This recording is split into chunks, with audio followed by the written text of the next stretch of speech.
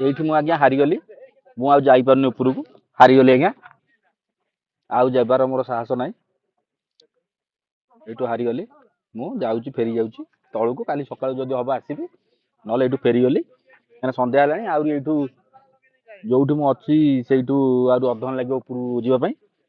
ଉପରକୁ ଯିବେ, ଆହୁରି ଅଧଘଣ୍ଟା ଲାଗିବ। ଅଧଘଣ୍ଟାରେ ପହଞ୍ଚିଲା ତ ଇଭିନିଂ ତ ଭିଉ ଦେଖି ହବନି। ଯିବି କାହିଁକି, କାଲି ସକାଳୁ ଯିବି।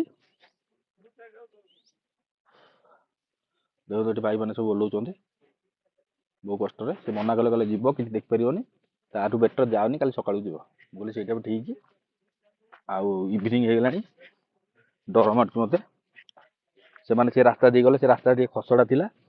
ସେ ମୁଁ ଯୋଉ ରାସ୍ତାରେ ସୁବିଧା ରାସ୍ତାରେ ଆସିଥିଲି, ସେ ସୁବିଧାବାଦୀ ହେଇକି ପଳଉଛି ସେ ଭାଇମାନଙ୍କ ସାଙ୍ଗରେ। ମୋ ସବୁ ସାଙ୍ଗ ସବୁ ଉପରେ ଅଛନ୍ତି, ସେ ତାଙ୍କର ଥାଆନ୍ତୁ। ମୋ ଭାଇ ଆଉ ମୁଁ ପାରିବିନି, ହାରିଗଲି ଆଜ୍ଞା। ଏଇଠି ମୁଁ ଯାଉଛି ଆଜ୍ଞା ତଳକୁ। ଆପଣଙ୍କ ପାଇଁ ଭାବିଥିଲି ଉପରୁ ଯାଇ ଟିକେ ଭିଡ଼ିଓ କରିବି, କିନ୍ତୁ କରିପାରୁନି ଆଜ୍ଞା, କ୍ଷମା କରିବେ। ଯାଉଛି, ରହିଲି। ଯଦି ଭିଡ଼ିଓଟି ଭଲ ଲାଗିଛି ଲାଇକ୍, ସେୟାର, କମେଣ୍ଟ କରିବେ। ରହିଲି, ଜୟ ଜଗନ୍ନାଥ।